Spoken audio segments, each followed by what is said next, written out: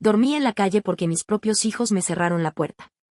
Nadie me ayudó, hasta que mi hijo mayor apareció de la nada y cambió todo. Volví del trabajo tarde, más tarde de lo habitual, y no porque me hayan retenido sino porque caminé lento, muy lento, como si mis piernas ya supieran lo que me esperaba. Era martes, creo, aunque ya hace días que los martes se parecen demasiado a los jueves y los domingos no se sienten distintos a los lunes. Mi uniforme olía a sopa y a lejía, una mezcla que con los años dejó de molestarme, pero ese día me hizo fruncir la nariz. Había empezado a lloviznar, de esa lluvia fina que no moja del todo pero te deja helada. Bajé del colectivo a 3 cuadras del edificio, me detuve en el kiosco de la esquina a mirar los chocolates como si pensara comprar uno, aunque no llevaba ni una moneda. No suelo hacerlo, gastar en dulces. No porque no me gusten, sino porque aprendí que hay cosas que se reservan para otros. Para los nietos, por ejemplo. Cuando llegué a la puerta del edificio, saqué las llaves del bolsillo izquierdo de la mochila. Siempre las guardo ahí, entre el frasquito de alcohol en gel y la bolsita con tiritas. La llave de la puerta de calle funcionó, como siempre. Subí por el ascensor hasta el quinto, donde vivíamos los 3 desde hace 2 años, mi hija, su esposo y yo. Un arreglo temporal, había dicho ella.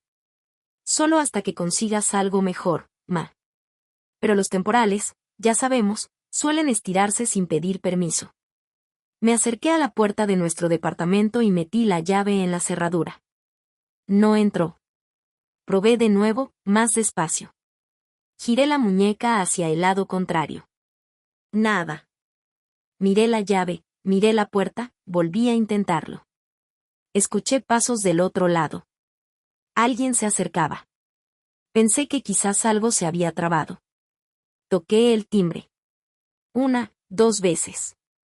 La voz de mi yerno salió clara, seca, sin abrir la puerta. Cambió la cerradura, dijo. Como quien informa que llueve o que se cortó la luz. ¿Cómo que cambió? Pregunté, más por costumbre que por esperanza.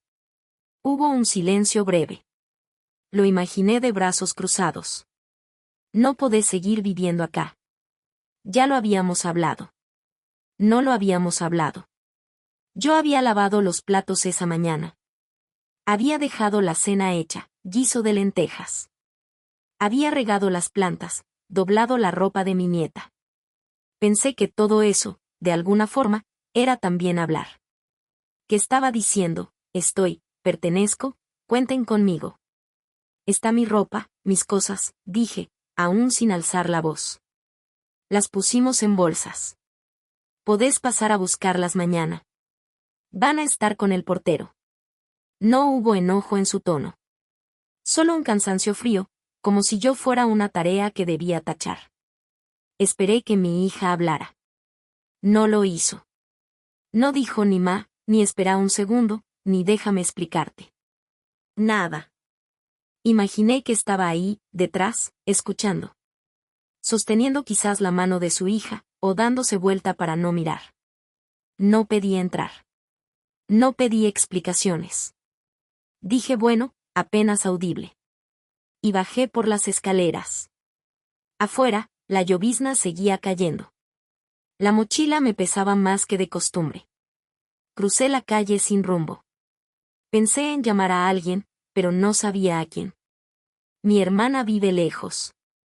Mis compañeras del hospital tienen sus propias vidas, sus familias. Caminé una cuadra, luego otra. Me detuve frente a una casa con luces encendidas, como si eso ofreciera consuelo. No lo ofrecía. Fui hacia la estación de servicio de la avenida. Entré al baño, me miré en el espejo. Me peiné con los dedos, me limpié un poco la cara con papel húmedo. Salí sin comprar nada. El cajero me miró con desconfianza, o eso creí. Después tomé el colectivo 172 hasta el barrio de mi hijo menor. Mientras viajaba, pensaba en lo que diría. Que no era por mucho tiempo. Que solo necesitaba unos días. Que podía dormir en el sillón, que no iba a molestar. Me repetía esas frases, una y otra vez, como una oración. Me bajé 3 paradas antes, por vergüenza. Caminé las últimas cuadras. Toqué el timbre con dedos mojados. Él abrió rápido. Ma, dijo, sorprendido. Yo sonreí. Esa clase de sonrisa que no llega a los ojos. Me invitó a pasar. Lo hizo con ese gesto de costumbre, moviendo apenas la cabeza hacia un costado, como si fuera una visita que se esperaba pero no del todo. Adentro olía a fritura y a colonia barata. La tele estaba encendida, volumen bajo, y su pareja, la nueva, creo, se asomó por el pasillo con un gesto que no supe leer. No era mala, pero tampoco le interesaba agradarme. ¿Pasó algo?, preguntó él, mientras me sacaba la mochila de los hombros. No supe por dónde empezar. No quería contar la historia entera. Me daba vergüenza, más que tristeza. Dije apenas. Tu hermana, bueno, tuvieron un problema. Cambiaron la cerradura. Él frunció el ceño. Asintió como si entendiera, aunque creo que no entendió nada. Me ofreció una silla. Me senté. Sentí las piernas más pesadas de lo que recordaba. Pensé en pedir un vaso de agua, pero no lo hice. En la mesa había platos sucios, restos de cena. Me ofreció arroz frío. Acepté. Lo comí en silencio. Después me dijo que no tenía mucho espacio. Que el nene dormía con ellos, que el otro cuarto lo usaban para guardar cosas. Que justo estaban viendo cómo mudarse a algo más grande, pero que todavía no. Hablaba sin mirarme, mientras secaba un vaso con la camiseta. Solo por esta noche, dije. Lo dije rápido, sin pensarlo. Él no respondió de inmediato. Su mujer apareció con una manta. Me la dejó sobre las piernas. Como si ya se hubiera dicho todo. Me indicó el sillón. Ahí podés quedarte por ahora. Mañana vemos. Asentí. Eso me bastaba. Aunque la tela del sillón picaba, aunque no me quité los zapatos. Cerré los ojos, me acurruqué. Pero no dormí. Escuché el murmullo de ellos en la habitación, una puerta que se cerró con cuidado. Luego risas bajas, el ruido del agua en el baño, la televisión aún encendida. Pensé en mi nieta, la hija de mi hija. En cómo a veces, cuando la cuidaba, se me subía a la cama con un libro de cuentos que nunca llegábamos a terminar. Pensé en la última vez que habíamos hablado sin apuro, mi hija y yo. No supe recordarla. Pasadas las 2 de la madrugada, me levanté. No podía quedarme. No por enojo, sino por algo más difícil de explicar. Por una dignidad silenciosa que se despierta justo cuando uno cree que ya la ha perdido. Me puse la mochila de nuevo, tomé la manta, la doblé, la dejé sobre el respaldo, y salí sin hacer ruido. Caminé sin rumbo. El barrio estaba dormido, salvo por un perro que me ladró desde un balcón. Pasé frente a un supermercado cerrado. Las luces del interior seguían encendidas, blancas, innecesarias. Me senté en una banca de plaza. La lluvia había cesado, pero el aire seguía húmedo. El banco estaba frío. Me senté igual. Me envolví con mi propia campera y crucé los brazos. Cerré los ojos. Pensé en la casa de mi infancia, en las sábanas de franela, en mi madre. Pensé en mis errores, en mis silencios, en la forma en que una se va quedando sola sin darse cuenta. No por maldad, no por castigo, sino por esos pequeños desencuentros que no parecen nada en su momento, pero se acumulan como polvo detrás de los muebles. Ahí, en esa banca, me dormí. No soñé. O si soñé, no lo recuerdo. Me desperté con un tirón en la espalda, de esos que bajan desde el cuello como una aguja tibia, y por un momento no supe dónde estaba. Fue el canto de los pájaros lo que me trajo de vuelta. No una canción, no una voz familiar, sino ese trino sucio de las 6 de la mañana, mezclado con el sonido lejano de un colectivo que arranca. Todavía estaba oscuro, pero el cielo ya no era del todo negro. Tenía esa pátina azulada que anuncia que el día, con toda su indiferencia, viene igual. Miré mis manos. Tenía las uñas sucias, los dedos hinchados del frío.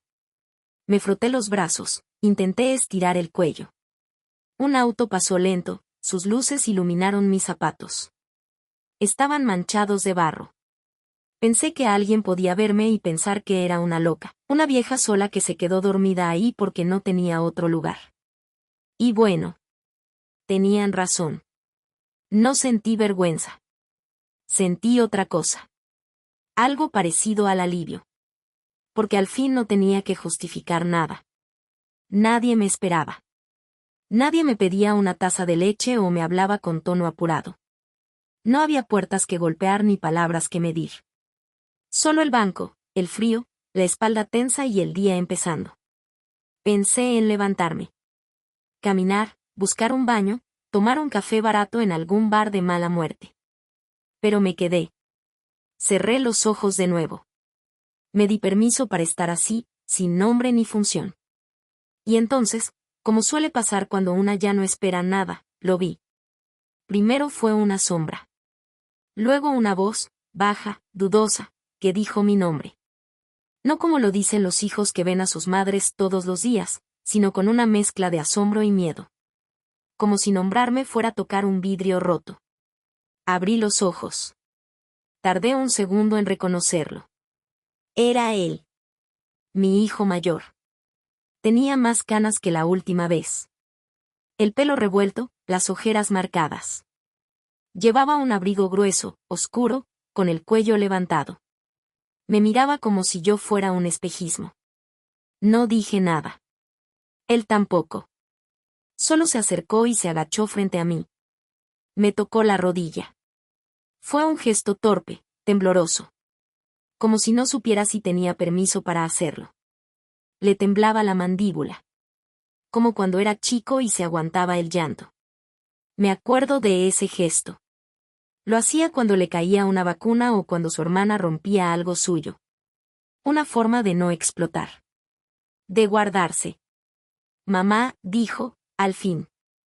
Yo seguía sin hablar. No por miedo. No por orgullo. Solo porque sentí que cualquier palabra podía arruinar ese instante. Él me ofreció la mano. Yo la tomé.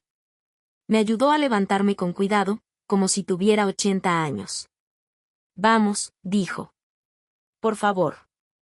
No pregunté a dónde. Ni cómo me había encontrado. Ni por qué ahora, después de tanto. Solo caminé con él. Sus dedos seguían entrelazados con los míos, y eso bastaba. Subimos a un auto. Tenía el asiento limpio, una manta doblada en el asiento de atrás, una botella de agua en la guantera. Detalles. Pequeñas señales de que tal vez me había estado buscando. Él no hablaba mucho.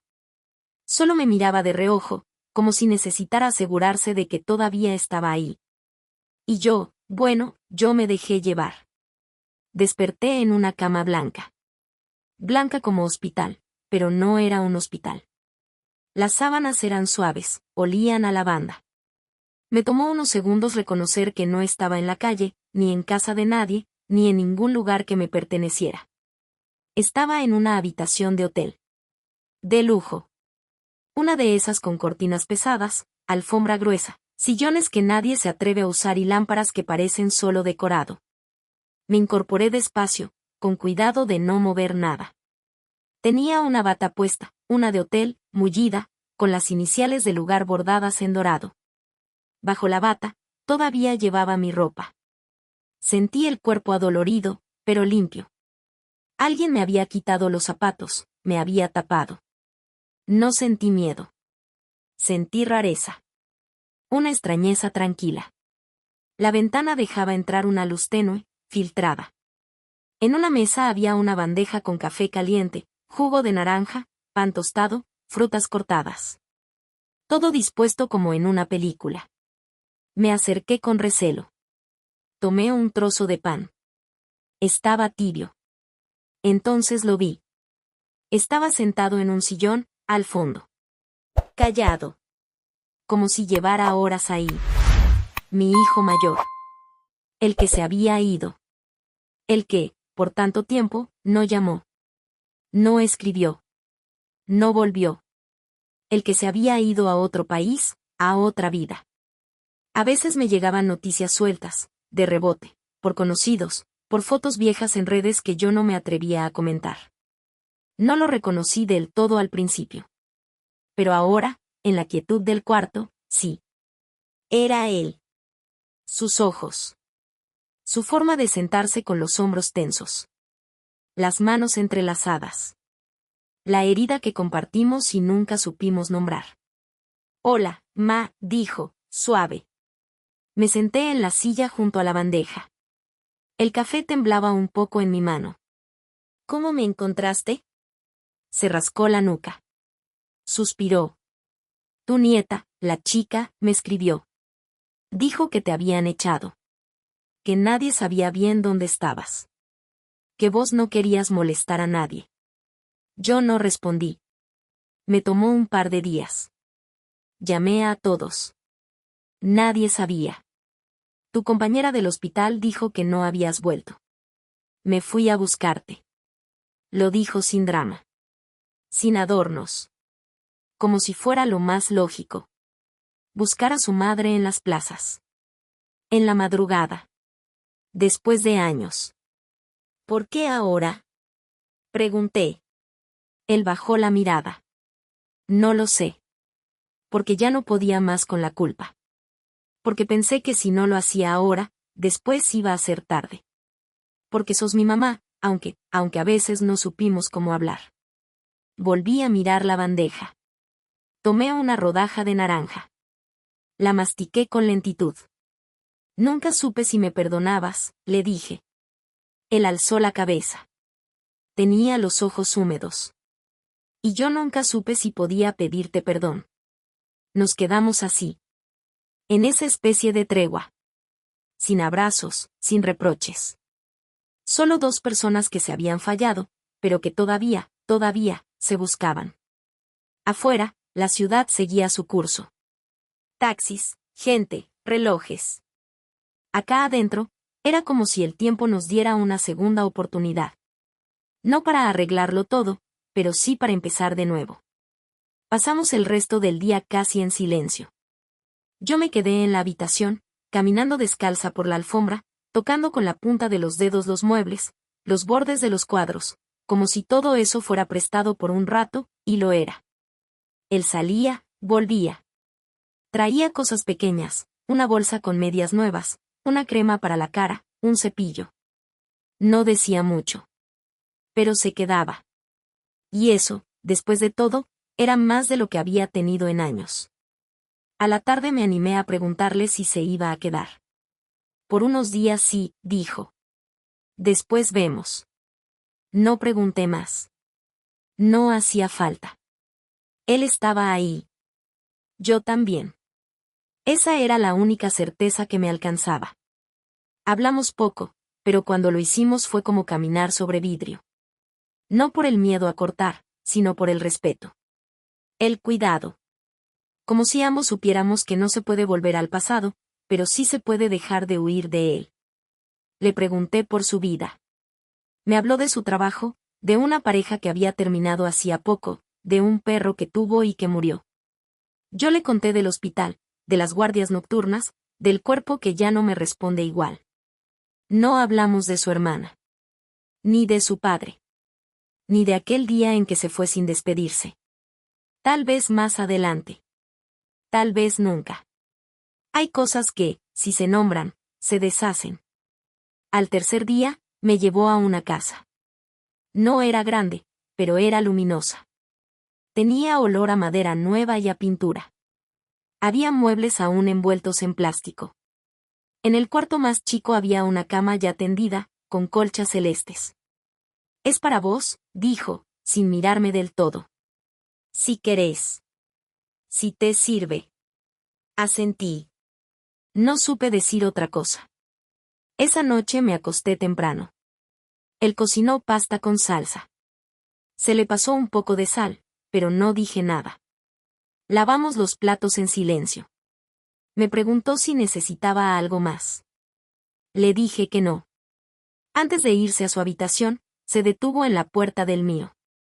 ¿Te acordás cuando me llevabas al muelle, los domingos? Asentí. Me dolía recordarlo. Me dolía más aún que él lo recordara también.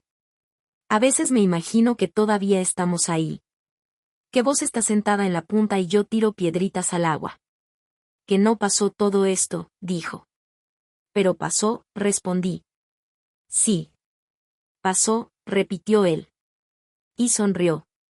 Fue leve. Una sonrisa apenas. Y entonces lo supe. Que no necesitábamos volver al muelle. Ni cambiar nada de lo que había pasado. Bastaba con saber que, a pesar de todo, nos habíamos encontrado. Que, por una de esas vueltas impensadas de la vida, yo estaba en una cama caliente, con un cepillo nuevo y una ventana con cortinas blancas. Que mi hijo mayor, ese que se había ido, estaba ahora a un cuarto de distancia. Y que, por primera vez en mucho tiempo, no me sentía sola.